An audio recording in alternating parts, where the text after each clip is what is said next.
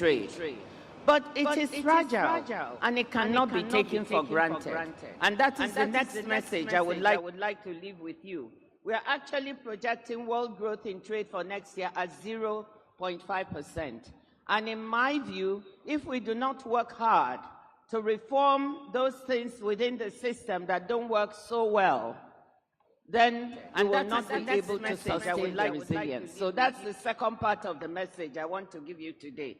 And that work, it means a great deal of reform of the multilateral trading system and the WTO. We agree that the system has been bruised. As I said, if you look at the scale of the US's unilateral tariff actions, it's dramatic. The average trade-weighted tariff of the US has increased from about 2.5% at the beginning of this year to about 17%, at this very month that we're talking. So the scale and rise of impediments to the system are there. But whether we agree with the US's unilateral actions or not, we must listen to what they say about the criticisms.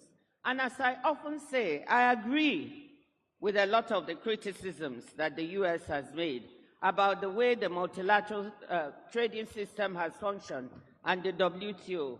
Whether they are talking about the rise of non-tariff and tariff barriers over time, the lack of transparency in the system, unfair trading practices, level playing field issues, and so forth, I think we need to pay attention to these complaints, because if we do not, we will miss the opportunity to take care of them. But they are not the only ones that have complaints about the multilateral trading system. India and many developing countries have also voiced complaints and concerns about lack of action and existing ministerial mandates. This is a particular one for India, like the public stock holding, or the lack of better integration of developing countries into the multilateral trading system, the lack of policy space for industrialization for many developing countries. These complaints are genuine. We know that the trading system has not worked as well as it should have for many developing countries. We know that the Doha round was not completed, leading to frustrations and lack of trust on the part of many developing countries that are still felt acutely today. But my thesis now is that we have a chance to address these challenges in the system, to build greater resilience and seize emerging opportunities in the trading system. Repeating past grievances and not moving forward on finding solutions is not the way to build a globally responsive trading system. Instead, if we do not act, the very sources of strength we have might become sources of frustration. The consensus decision-making system we have at the World Trade Organization may become a source of frustration instead of legitimacy. A system, the fact that members are seeking to build coalitions to look at new trading opportunities within the global world, cooperation, and they are not able to do so, may become a source of frustration. So my charge to all of us is that, yes, we need to look at what are the things that do not work within this system and how can we repair it. And there, India can be a leader. India should be a leader in the reform process at the WTO. India should be a leader, making sure that we do not stay in a system that becomes more power-based instead of rules-based. We must do the work that is necessary to give reform a chance. We must correct old wrongs and seize opportunities that are emerging. And what are these opportunities? We can see supply chains reconfiguring. India is a beneficiary of this reconfiguration of supply chains. We can see green trade emerging. We heard Andhra Pradesh is going to be a green hydrogen valley. We know digitally delivered services trade is growing at a very fast pace, 6 to 8%, and it's almost worth $5 trillion. And India has the unique opportunity to do well, is doing well in digitally delivered trade. So we see South-South trade growing. Again, India has big opportunities here. So I'm here to give the message that, look, We have the opportunity to reform to seize these emerging opportunities in the trading world. India should be a big part of this reform. It should allow us to move the system so it can have more flexibility to allow even smaller developing countries to benefit. So what am I saying? I'm here really asking that we all work together to improve and strengthen the global trading system that has largely delivered for the world. It can still deliver more for us. It should deliver more for developing countries, and we have the ingredients to make it do so. Let us work together, join hands, seize the opportunities, and move the global trading system and the WTO forward. Thank you.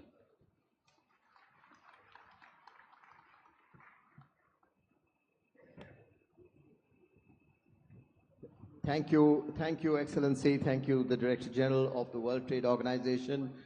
Excellencies, ladies and gentlemen, we'll go on in an alphabetical order of the ministers of the countries present. So therefore, I'll go to the Minister of Commerce and Industry of the Republic of Angola, His Excellency Oliveira.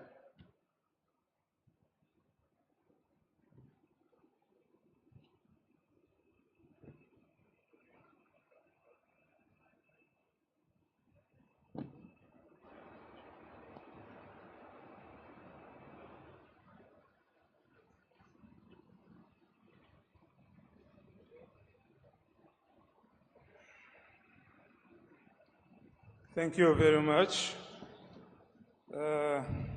First of all, I would like to thank for the Indian authorities for this invitation to participate in this session.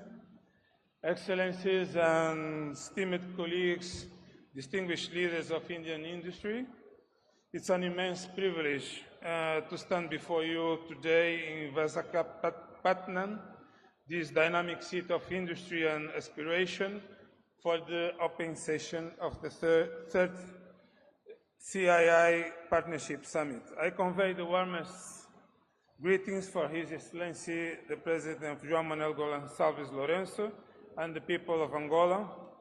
My presence here as Minister of Industry and Commerce and in our nation capacity as the current chair of the African Union underscores the deep strategic priority we place on our partnership with India. The theme of this summit, Technology, Trust and Trade, Navigating the New Geoeconomic Order, is not just a title. It is a critical mandate. We are living in a period of geopolitical fracture and economic volatility. For the nations of the Global South, this reordering demands that we move beyond historical limitations and forge a new, resilient, multipolar economic architecture. Our relationship with India is built on decades of mutual respect, but it is currently undergoing a profound and necessary transition. Historically, India has been an absolutely essential partner in Angola's economy, consistently ranking among our top trade partners. Our total bilateral trade has reached an estimated $5.3 billion recently. But that reliance, with nearly 90% of our exports being crude oil, represents a structural vulnerability.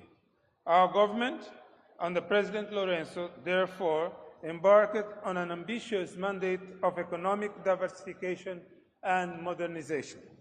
This strategic pivot was unequivocally cemented by the landmark state visit by the President of India, Draupadi Murmu, to Luanda just recently. This diplomatic intensity proves that India has become our preferred partner in the modernization journey, a relationship built on a mutual trust, respect for national agency, and non-conditional engagement. To succeed in this new geoeconomic order, we must leapfrog traditional development challenges through technology. Angola is ready to embrace India's expertise in two transformative areas. First, digital sovereignty. Effective governance an inclusive business environment, and accelerate diversification, all hinging upon robust digital public infrastructure. We are currently ranked 160th globally in eco-governance and development, and this must change. India's DPI model, the Indian Stack, is a proven, scalable digital public good. We are actively cooperating to implement this DPI model, business, enabling digital IDs, e-payments, and e-governance for our citizens and business, even in a peri-urban and rural areas. This is a direct intervention to streamline our business environment, ensuring that Indian investors find a growth-friendly and efficient regulatory home. Second, physical connectivity. Then we have talked about Lobito Corridor. Global resilience is now defined by the security of supply chains. The Lobito Trans-African Corridor is a transformative initiative revitalizing the railroad network to connect the critical mineral-rich heartlands of DRC, Republic Democratic of Congo, and Zambia, the Angolan's Atlantic port of Lobito. India's potential role is highly strategic, recognizing its own need for critical minerals like copper and cobalt. For its energy transition, India has offered a technical feasibility grant and signaled interest in locomotive leasing. Furthermore, we welcome the offer to supply high-standard solutions like the Vande Bharat trains to modernize our rail infrastructure. India's involvement here is a clear demonstration of South-South technology transfer and collaboration on global strategic projects. Our partnership must evolve from a predominantly transactional energy relationship to one of deep value chain integration. To the Indian oil and gas majors, we urge you to move beyond purchased crude. We seek long-term investment in upstream, exploration, refining, and critical downstream petrochemicals like fertilizer, urea production within Angola. This stabilizes our revenues and deepens our integration. More crucially, we seek partnership in our priority non-oil sectors. First of all, critical minerals. Angola has a significant untapped reserves of crucial and rare earth minerals. We invite Indian firms to invest in joint exploration and critical in local process and diamond processing. The goal is not just export raw materials, but to create high-value processed goods in Angola. Agriculture. To achieve food security, we need India's unparalleled expertise in small farm mechanization, seed technology, and the localized manufacturing of fertilizer. We welcome proposals for large-scale contract farming and agricultural supply chain development. Third, pharmaceuticals. India is a global leader and one of our largest suppliers of essential medicines. The next logical step is establishing local pharmaceutical research and manufacturing units and health technology transfers facilities in Angola, building local and regional healthcare capacity and resilience. Our partnership is about more than commerce. It's about institutional alignment for sustainable future. During the recent state visit, we exchanged two key memoranda of understanding, one on fisheries and aquaculture, and another on consular matters, strengthening our people-to-people links. We have also committed to the key Indian-led global initiatives, the Global Biofuels Alliance and the International Big Cat Alliance. This signals our shared vision on clear energy transitions and environmental stewardship, which in turn reduce political risks and builds confidence for long-term private sector investment.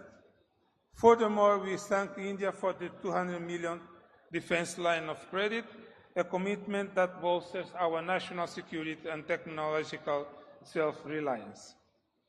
To the corporate leaders here at CII, Angola is emerging as a key participant in Africa's growth history.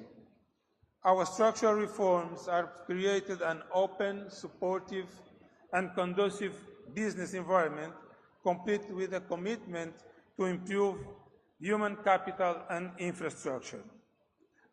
We invite India's innovative small and medium enterprises to utilize the Indian government lines of credit program. This mechanism is an effective market entry tool, ensuring that agility and technical expertise contribute directly to our priority sectors, from rail to power generation to industry processing. By embracing the TTT formula, technology to modernize, deepening trust through a strategic alignment to diversifying trade into high-value sectors, India and Angola are not just navigating the new economic order. We are defining a successful, equitable path to the entire global South. I look forward to welcoming you to Angola. Let us build this resilient, prosperous, and multipolar future together. Thank you. Thank you, Honourable Minister, for that address. As I mentioned at the beginning, that we are going alphabetical country-wise for our honourable ministers on the dais, and therefore I now move to Armenia, the Minister of Economy, His Excellency Papoya.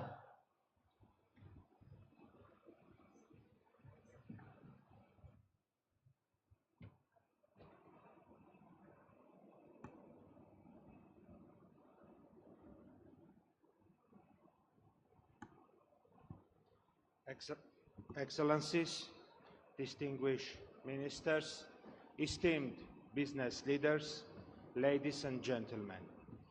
It's a great honor to address this distinguished audience at the 13th edition of the Partnership Summit, a platform that for 3 decades has successfully brought together international organizations, governments, and private sector leaders to shape the global economic agenda. I would like to express my sincere gratitude to the Government of India, the Ministry of Commerce and Industry, the Government of Andhra Pradesh, and the Confederation of Indian Industry for their warm hospitality and the excellent organization of this important event.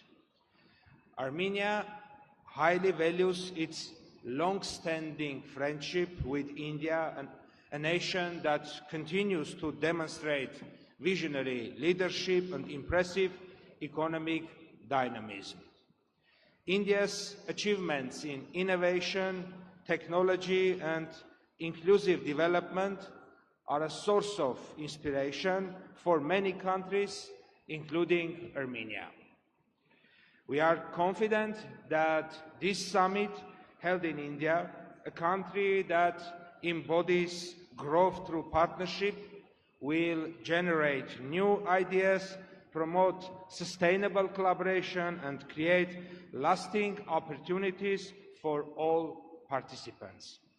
At the same time, Armenia attaches great importance to expanding cooperation with all countries represented here today.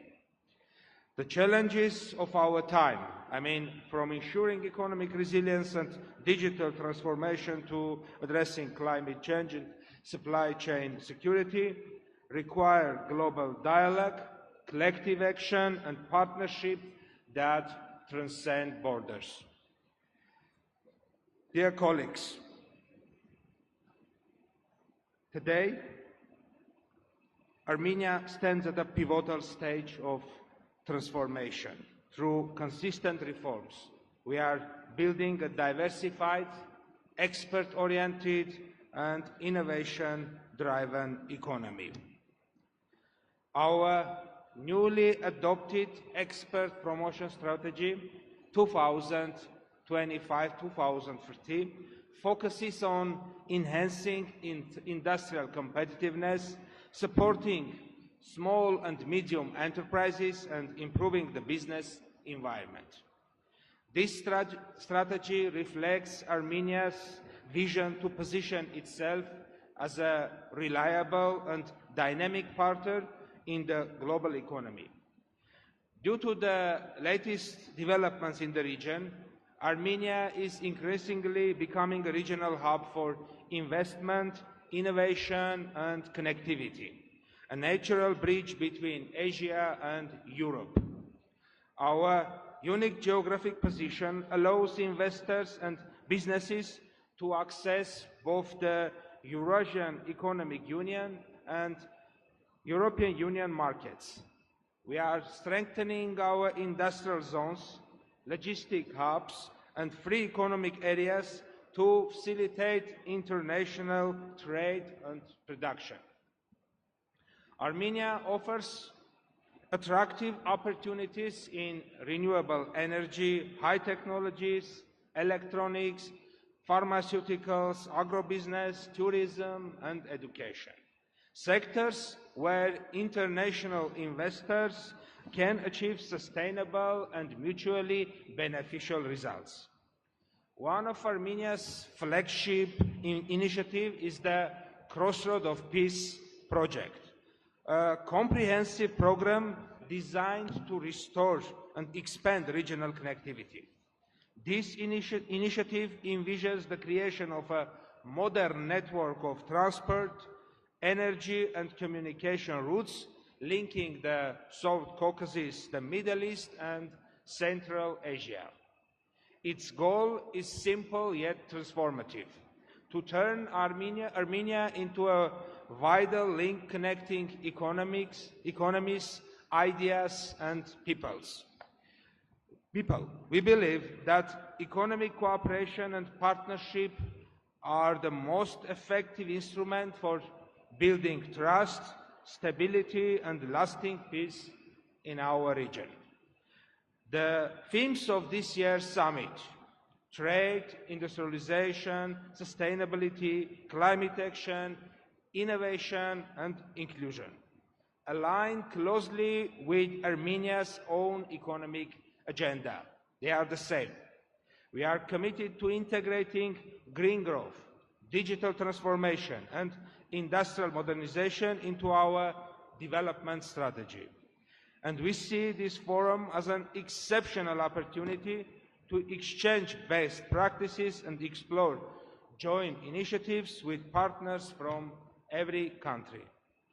Armenia approaches international cooperation with openness and confidence. We welcome collaboration with India and with all countries represented in this summit on the basis of equality, mutual benefit, and shared vision. Together, we can build sustainable supply chains, strengthen global and regional connectivity, and unlock the full potential of international trade and investment. Ladies and gentlemen, in conclusion, I would like to reaffirm Armenia's readiness to engage in constructive partnership that advance shared prosperity and peace. The Partnership Summit reminds us that true progress comes not from competition, but from collaboration, from building bridges rather than barriers. Armenia stands ready to contribute to this common goal and to work hand in hand with all of you to create a more interconnected and sustainable future. Thank you once again. Thank you, sir. Thank you very much for your comments and address. And now I therefore move to Canada and the Minister of International Trade, the Honorable Mr. Sidhu.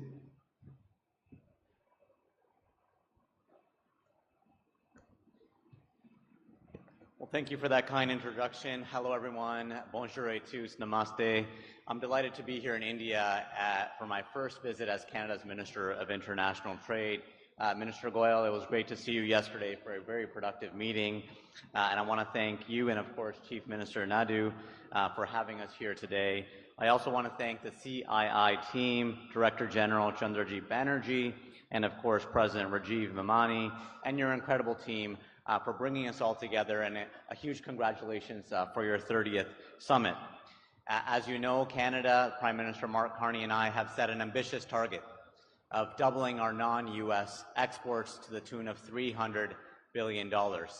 Our new government is making big changes. We passed legislation in June to get big nation-building projects built faster. Projects that would typically take 10, 20, 30 years, we're going to get that done in 2 years in terms of permitting. That means ports, energy projects, critical mineral projects will be built faster in partnership with the provinces, territories, indigenous communities. We're welcoming investors from all around the world. We're welcoming close to the tune of $500 billion to get these big projects built faster, and we welcome Indian investors. In trade, Canada has been taking ambitious steps to achieve that goal, starting with diversifying our international trade portfolio and unlocking new markets for Canadian businesses. And as Dr. Ngozi said, rules-based trade must be protected, and Canada is seen as a reliable, stable trading partner and will always be seen that way to protect rules-based trade. Last month, I joined Prime Minister Carney at the ASEAN Summit because we believe that the Indo-Pacific region is an important partnership for Canada. To that end, you may have also heard Prime Minister applaud the progress Canada and India have made since he met with Prime Minister Modi at the G7 Summit in Canada in June, and since my colleague Minister Nand was here last month. I'm here to continue that progress by strengthening trade and investment ties and helping Canadian businesses make connections with Indian partners. Indeed, the things that are being discussed at this summit, tech, AI, manufacturing, energy, critical minerals, sustainability, environment, and social safeguards inclusion are areas where Canadian firms have a lot of experience and can contribute to India's growth. In October, our countries laid out a roadmap focused on greater bilateral collaboration in many of these same areas and more, including infrastructure, digital innovation, agri-food, and reinforcing our partnership in education. And yesterday, we had a fruitful conversation on areas of collaboration and trade, as well as investment opportunities in both here in India and Canada. Minister Goyal and I launched the Canada-India Ministerial Dialogue on Trade and Investment to strengthen cooperation on our economic partnership. Minister Goyal, I think we can both agree that those discussions were very fruitful, and I look forward to having more of those with you. Those meetings and events like the summit not only help deepen our long-standing people-to-people ties, they also build on the strong trade and investment ties that we already have.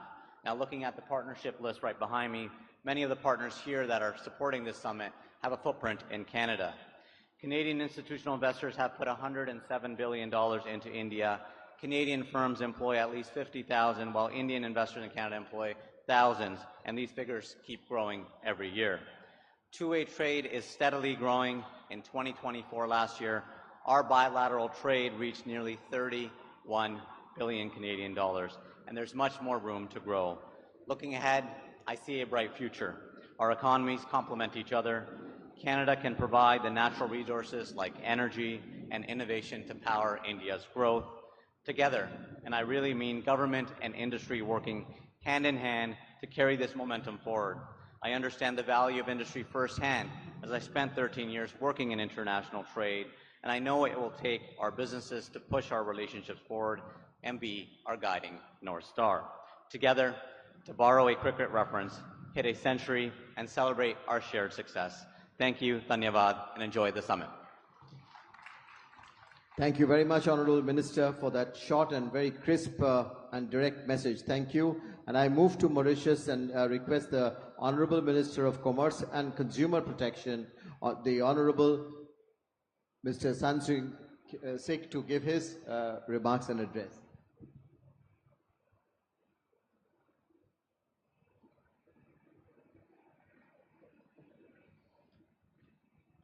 Honorable Chief Minister of Andhra Pradesh, Honorable Minister of Commerce and Industry of India, my good friend, Honorable Piyush Goyal,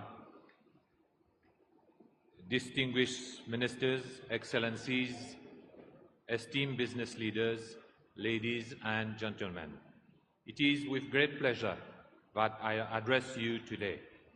Only a few months ago, at the 20th CII India-Africa Conclave in New Delhi, we stood together to reaffirm a vision of deeper partnership between India and Africa, anchored in trade, trust, and technology.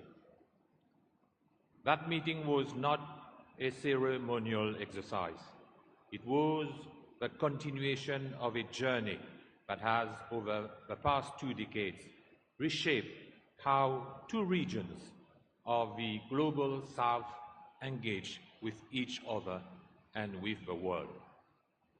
Today, at the 30th CII Partnership Summit, we move from vision to execution, from frameworks to outcomes.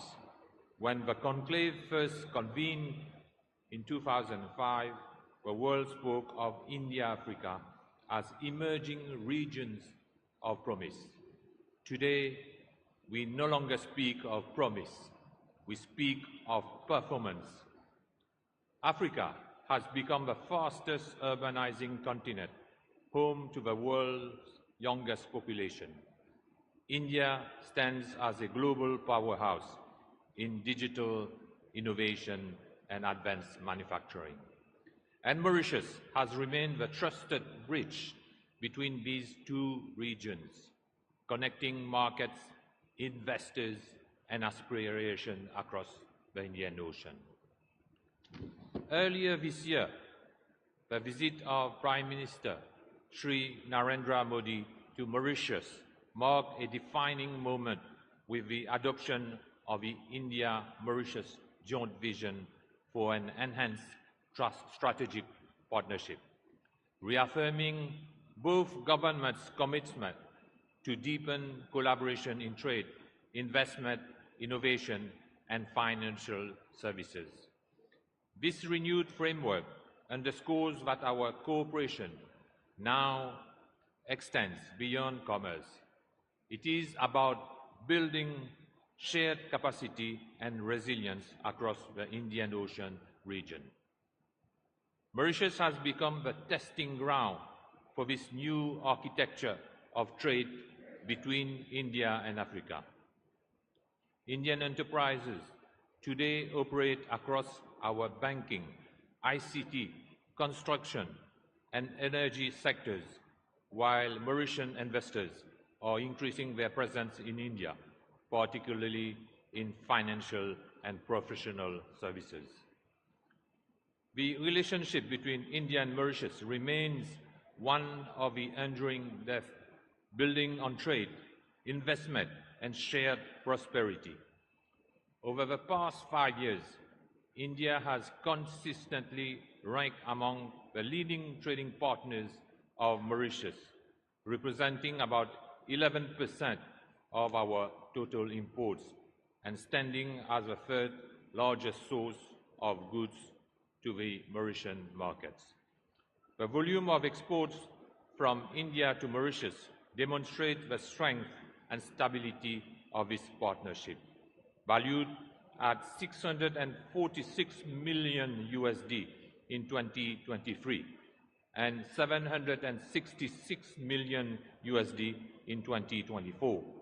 India's top 5 exports to Mauritius include pharmaceuticals, cotton, cereals, motor vehicles, and mineral fuels. India also remains a key supplier of yarn and fabrics, which support Mauritius' textile and clothing industry, one of the backbones of our manufacturing sector. Conversely, Mauritian exports to India have steadily diversified from 24 million USD in 2019 to 46 million USD in 2024, comprising mainly medical devices, waste, and scrap of cast iron, aluminum, alloy, steel, and lead acid accumulators. Investment flows tells an equally compelling story. Cumulative FDI, equity inflows from India to Mauritius between April 2000 and March 2025 total to 180 billion USD, accounting for around 25% of India's total FDI inflows during that period. This partnership is reinforced by the strong institutional and corporate presence of India in Mauritius. Prominent Indian public sector enterprises, including the Bank of Baroda, Life Insurance Corporation, New India Assurance Corporation, Telecommunication Consultants India Limited, Indian Oil Mauritius Limited, Mahanagar Telephone Mauritius Limited, and the State Bank of India Mauritius Limited have established operations that go beyond commerce. Through their corporate social responsibility programs, these entities have contributed significantly to community development, education, and skills transfer in Mauritius. The human dimension of this partnership is equally strong. Over 26,000 Indian nationals and 14,300 overseas citizens of India live and work in Mauritius today, contributing to the social and professional fabric of our society. Meanwhile, 64 Indian companies have invested across key sectors, including healthcare, education, ICT, free port, logistics, and financial services, with renowned names such as Amenity University, Infosys, Dr. Agarwal's Eye Hospital, and the Oberoi Group, playing a visible role in Mauritius' economic landscape. Ladies and gentlemen, government forward-looking vision. Mauritius' new government program for 2025-2029 complement this renewed momentum. It outlines 6 priorities that align with the very themes of this summit. Number 1, a new economic model. Number 2, ocean economy. Number 3, food security and agro-industry. Number 4, green energy and climate diplomacy. Number 5, digital transformation. And number 6, consumer protection and fair markets. Each of these pillars is designed not only for national growth, but to strengthen our collective economic space, the India-Africa-Mauritius axis of shared prosperity. The recent state visit of the Prime Minister of Mauritius, Dr. Navin Chandra Rangulam, to India further deepened this momentum. It brought tangible outcomes from a special economic package worth 680 million USD, supporting infrastructure, health, and renewable energy products to new memoranda in science, education, and SME promotion. These outcomes testifies that our partnership continues to evolve from sentiments to substance, from shared heritage to shared prosperity. Ladies and gentlemen, the message from Mauritius is clear. We are not competitors, we are connectors. Mauritius is ready to be the platform where African resources meet India's innovation and scale. African manufacturing expands through Indian investment, and Africa's young talent learns through India's experience, anchored in Mauritius' regional infrastructure, education, and finance. The themes of this summit, technology, trust, and trade, are not abstract for us. They reflect how Mauritius operates and what we offer. Access through trade agreements across 3 continents. Stability through sound governance and transparent regulation. connectivity through maritime, digital and financial networks, and above all, trust built through decades of partnership with India. We are now exploring with CII and partner countries the possibility of a Mauritius India-Africa Business Innovation Forum, a standing platform to turn today's idea into tomorrow's project. Because it is no longer enough to talk about cooperation, we must operationalize it. As we mark 20 years since this conclave began, we can be proud of how far we have come, yet clear-eyed about how far we must still go. History will not remember the size of our economies, but the scale of our ambitions and the sincerity with which we build bridges across the Indian Ocean. Mauritius reaffirms its unwavering commitment to remain and to strengthen its role as India's closest, most reliable and forward-looking partner in Africa. Together, let us shape a new global architecture, one defined not by distance or dominance, but by cooperation, connectivity, and shared destiny. Thank you for your attention. Thank you very much, sir. Thank you. And I now move to Nepal and the Minister of Industry, Commerce and Supplies, the Honorable Mr. Anil Kumar Sinha.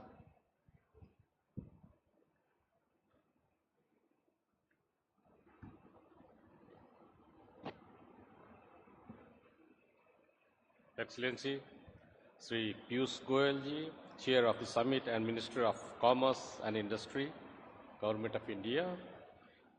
Excellency, Sri N. Chandrababu Naidu, Chief Minister of Andhra Pradesh. Excellencies, distinguished guests, ladies and gentlemen. I extend my sincere thanks for Your Excellency, Sri Piyush Goyal ji, Chair of this Summit and Minister of Commerce and Industry of Government of India, for cordial invitation to me to this vibrant summit. It is my pleasure to address this esteemed gathering at the 30th Partnership Summit in this beautiful city, Visakhapatnam, under the visionary leadership of Sri Chandrababu Naidu. I congratulate the Government of India, Government of Andhra Pradesh and Confederation of Indian Industry CII for organizing 30th edition of this summit, bringing diverse group of intellectuals and policymakers with a view of fostering partnership, collaboration and sharing potential growth and opportunities of mutual benefit. Excellencies, ladies and gentlemen, Nepal highly values its strong and enduring relationship with India, a relationship deep-rooted in our shared history, cultural ties, open border, and economic interdependence. India is Nepal's largest trading partner, main transit providing country for trade access with third countries, and one of the largest source of foreign direct investment. We are impressed how India is working towards becoming the third largest economy in the world with high economic growth. These efforts will not only support to achieve the dream of vibrant Viksit Bharat of Indian people, but also to contribute to the economic transformation of this region. Excellencies, ladies and gentlemen, there is a profound shift in the global economy. Geopolitical alignment, supply chain restructuring, digitization, and sustainability imperatives are creating new opportunities and challenges for trade and industry. Technology also offers new modes of service exports, digital trade, e-commerce, and cross-border platforms, which help us to integrate into regional and global value chains. In the view of new geo-economic order, technology alone is not enough. Trust is the bedrock upon which trade and investment flourish. The theme of this summit, technology, trust, and trade navigating the new geo-economic order, resonates deeply with Nepal's need to achieve economic development as the country has now embarked onto the path of economic development and prosperity. On this occasion, let me allow to highlight a brief overview of Nepal's recent political change and economic development efforts made by the government to create enabling business and investment-friendly environment. Recent Gen Z movement in Nepal was unprecedented. Nepali youth raised a strong voice for more accountable, responsive, and corruption-free governance. This movement in Nepal has a clear message that our policies, programs, and actions should address the need of and aspirations of the youth. Responding to the call of the Gen Z movement, a new interim government has been formed under the leadership of Right Honorable Prime Minister Mrs. Susila Karki. The House of Representatives has been dissolved and general election for federal level has been announced for 5th March 2026. At present, our government is committed to promoting accountable, responsive, and corruption-free governance, while keeping its main mandate, the election of the House of Representatives, at the center. Our Constitution has recognized the role of private sector as a key engine of economy. The government is committed to promote enabling business environment. As the Foreign Investment and Technology Transfer Act allows foreign companies or individuals to invest in almost all sectors except a very few listed sectors. Government of Nepal has implemented a fully online company administration management information system called CAMIS for the modernization of company administration and established a one-stop service center for facilitating registration and providing facilities to the investors. Nepal National Single Window has been implemented for facilitating international trade. Our commitment on multilateral, regional, and bilateral trade agreements have made Nepal a most liberal and open market for international trade. Rising opportunities of software export, business process outsourcing, e-commerce, fintech, and digital services in Nepal shows comparative advantage in the information and communication technology sector. Our overall indicators of Nepal's economy are positive and progressive. Foreign investors investing in Nepal are getting higher rate of return with guaranteed repatriation of profit and capital of their investment. Nepal is graduating from LDC category status in November 2026. Excellencies, ladies and gentlemen, despite our negligible contribution to the carbon emission, we have been facing serious challenges of climate change. An integrated and collective adoption approach is required from mountains to the sea to avoid climate disaster. We are facing huge trade imbalance in the international trade. To face this perennial challenge, we need continuous cooperation and support from our trade partner countries. Excellencies, ladies and gentlemen, we recognize the importance of foregoing partnerships that are built on trust, transparency, and mutual respect. It is through such collaborations that we can unlock the full potential of our economics and create sustainable opportunities for our people too.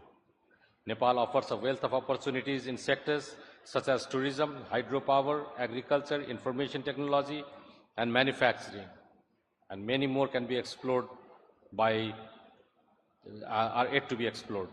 We have immense potential in tourism sector for investment as we have possibility from Mount Everest, the world's highest peak, to Lumbini, the birthplace of Lord Buddha. Let us recognize that our theme is not abstract. The 3 T's, technology, trust, and trade, is the trinity that will determine how countries like Nepal carve their place in the new geo-economic order. Nepal is committed to continue structural reform, building trade infrastructure and digital ecosystem, and creating enabling environment for commerce and industry. I invite business and investors from India and all around the globe to explore in these highly potential sectors and partner with us by bringing new technologies and expertise to materialize our shared goal of economic prosperity and inclusive growth. I'm confident that the discussion and deliberations at this summit will pave the way for meaningful partnership that drive sustainable growth, innovation, technology transfer, and prosperity in our region.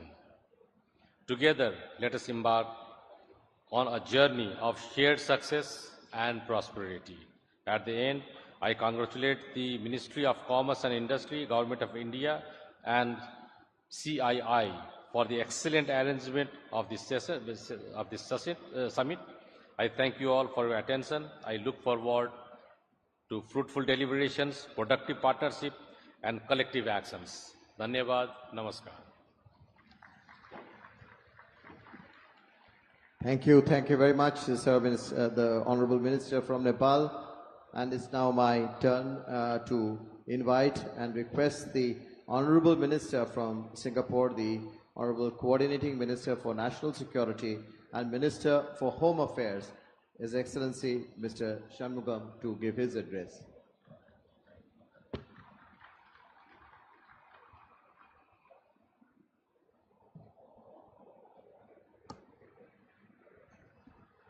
Honorable Chief Minister of Andhra Pradesh, Shri Chandrababu Naidu, Honorable Minister of Commerce and Industry, Shri Piyush Goyal, Ministers, Excellencies, business leaders, ladies and gentlemen. In the interest of time, I will skip some of my introductory remarks. This is a time of disruption to the world order. There is great uncertainty as to how the changes will work out. We in Singapore believe in the growth of India, and relations between India and Singapore are strong, and they are expanding in scope and depth. We have put in place a wide-ranging, comprehensive strategic partnership between our two countries.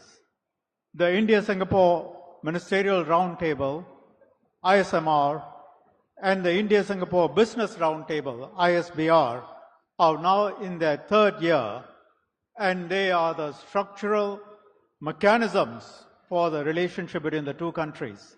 And they underpin our cooperation in many areas, including what I would say the following pillars: sustainability, digitalization, skills development, connectivity, healthcare and medicine, and advanced manufacturing.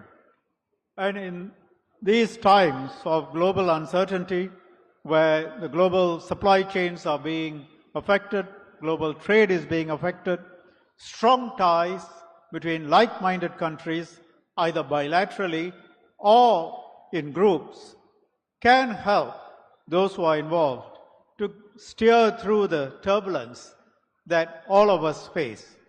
And between India and Singapore, our people-to-people ties, business-to-business ties are long-standing, and they are extremely strong. Many Singaporeans have deep roots in India. Many Indian families have members who are either studying or working in Singapore. And many Singaporean companies are investing in India, doing good business with Indian partners, and vice versa. Last year, India attracted close to US $15 billion from investors in Singapore. That's 20% of all FDI into India.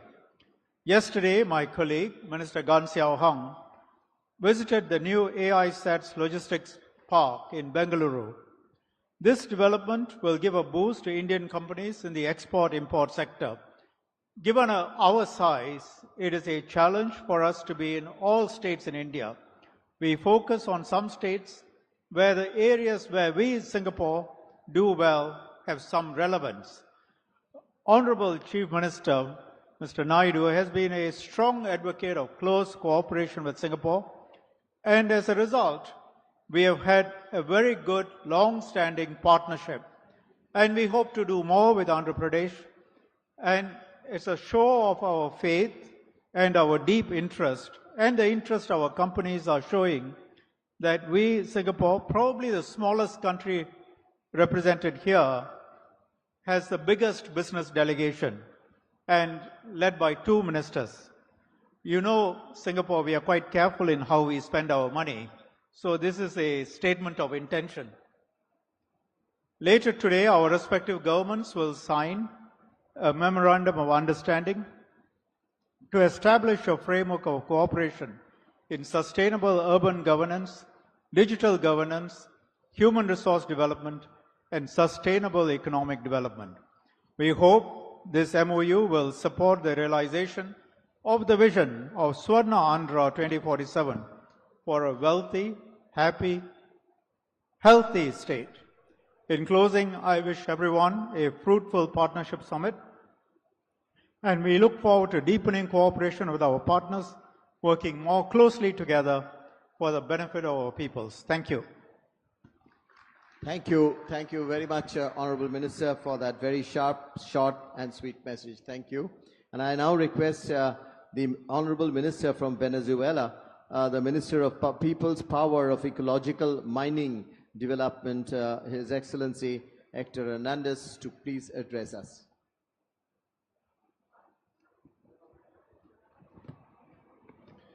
Thank you. Good afternoon. Estimated ministers, authorities, colleagues and friends, good morning. Good afternoon. On behalf of President Nicolás Maduro and Vice President Delcy Rodriguez, I would like to thank the Honorable Excellency Minister Goyal for this cordial invitation to participate in this event, which stands on an important global platform to promoting cooperation and economic and trade issues at a time of profound geopolitical transformation. Our countries share a global vision and cannot committed to ensuring the stability of the world economy. We highlight dialogue, innovation, and balanced cooperation as the imperative to face the unique challenges and opportunities arising from the current context of global reconfiguration. Likewise, Latin American and Caribbean, particularly Venezuela, represent great potential oil, gas, minerals, and many other reserves. The region is positioned as an important energy supplier, capacity to meeting global demands, specifically that of India, which is projected to drive a 23% increase in global energy demand by 2015, due to this in previous development. In the economy share, our countries share more than 66 years of relation, marked by long-term cooperation based on the recognition of our complementariations. Venezuela is an energy powerhouse, holding the world's largest oil reserve, over 303 billion barrels, and as well the world's ninth largest gas reserve. Our weight in the global energy matrix continues to grow, projected to the former by 2030-2050. Additionally, Venezuela represents a key player to the global mining industry, ranking among the top countries in metallic and non-metallic minerals, as well as the rare earth deposit essential for the energy transition. We are confident that the cooperation with India will continue to strengthen, taking advantage of opportunity to expand the technical and productive capacity and forest technology enterprise within industrial space and our countries and Latin America, an essential contribution to building to multipolar world. It is also important to highlight to our country holds 2,700 certificate tons of gold and more than 5,000 additional tons per to certificate. Likewise, we have 314 million tons of nickel, 1.6 billion tons of iron, 340 million tons of bauxite, and 1.1 billion tons of coal. India is emerging as global power by upholding this conviction that the world is one family. As one family, we must coexist without hegemonics, without empires, and without corporations' dictatorships. These visions align with the collective efforts of BRICS to promote the global development and growth. Brothers and sisters of India, the last partnership summit you address the importance of global cooperation to strengthen alliances and overcome challenges. Under this premise, Venezuela is here today to propose give you priority and Spain of the implementation of the new economy, trade, science, and technology politics adapt to a new international reality. Under the leadership of President Nicolás Maduro, the economy policy of the Bolivarian government continues to promote to the diversification and transformation of our economy. Venezuela is ready to receive investment and has the clear plan to directly to research, technology, and the offer to the externship the national market and expand our position in international markets. From Venezuela, we are reaffirm our commitment to advance a new initiative and industrial and productive projects to grow and development for our country, build our unity, solidarity, and complementarity. Thank you so much. Thank you very much. And now I move to the last panelist at this session, Excellency, the Executive Secretary of the United Nations Economic and Social Commission, the UNESCAP, and the Under-Secretary General of the United Nations, Ms. Amalda.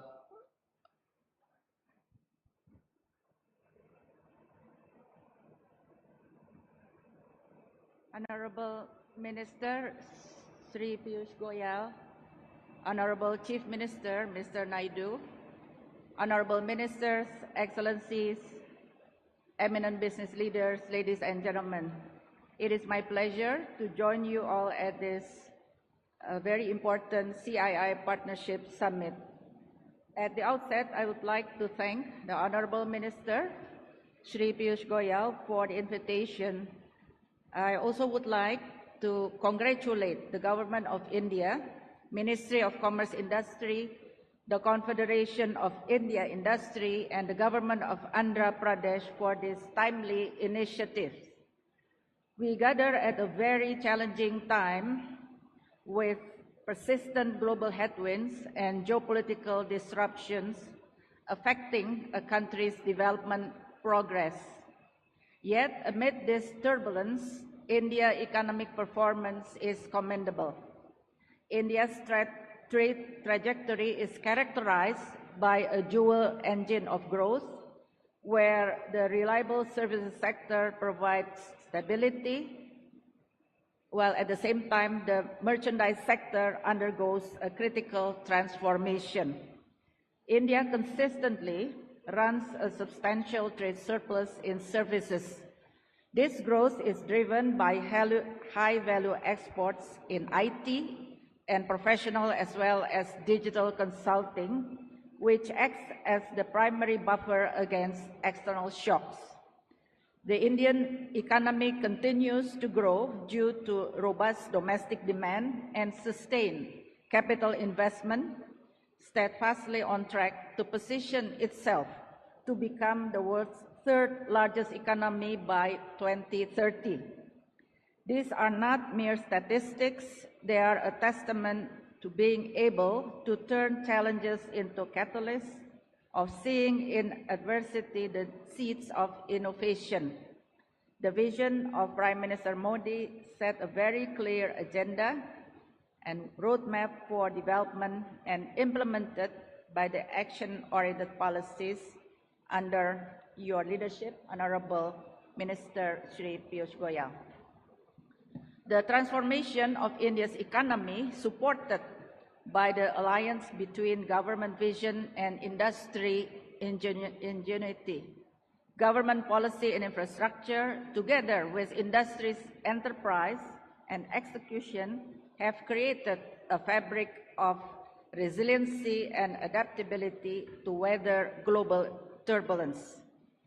Consider the pillars of this partnership, namely, the first one is infrastructure, which remains the backbone of economic dynamism of India's ambitious initiatives, such as the National Infrastructure Pipeline and the Gati Shakti Master Plan, exemplify how government foresight, backed by public-private partnership, can accelerate connectivity.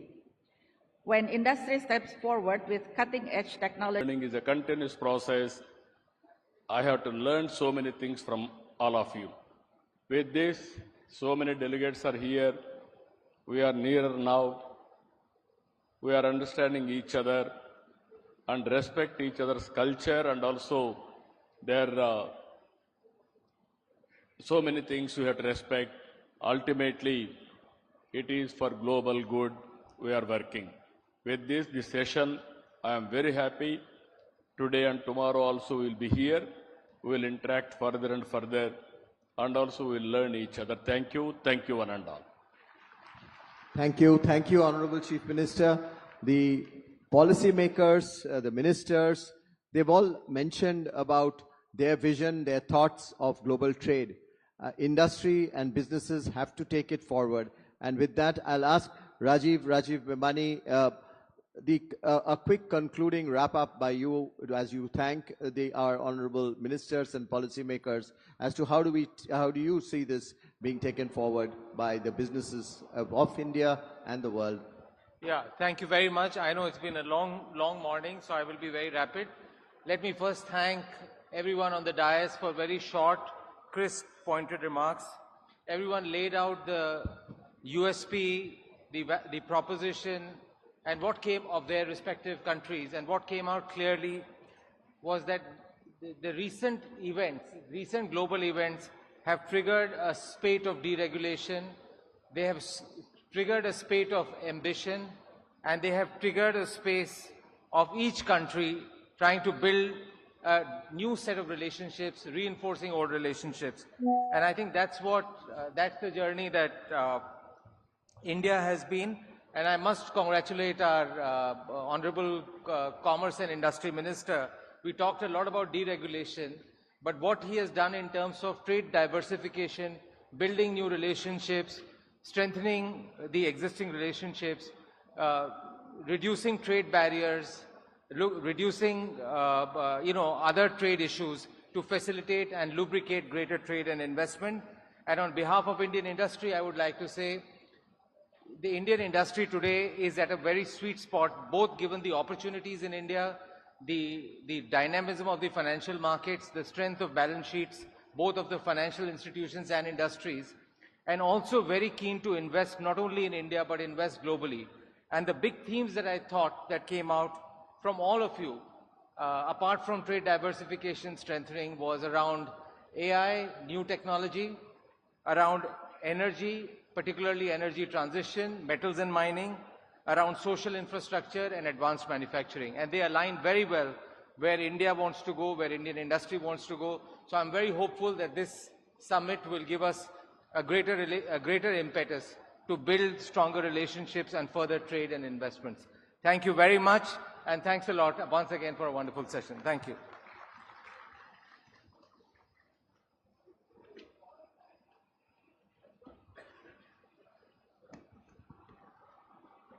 Ladies and gentlemen, after this photo opportunity, we will conclude this session. And I know it's rather late, but I invite all of you to join us for a quick lunch so that we can all come back and reconvene in this hall for our next session at 2:30. Request all of you to please come back after a quick lunch. by 2:30, and we'll start our next session thereafter. Thank you very much.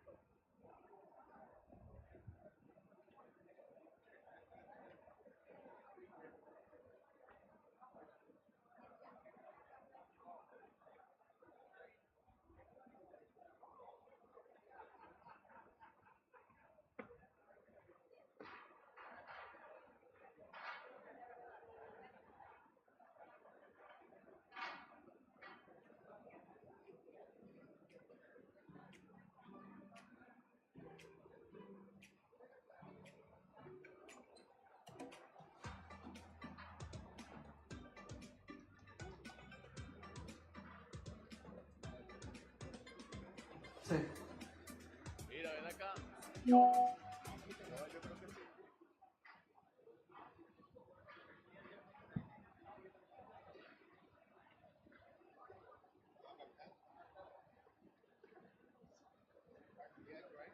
Go quickly by the time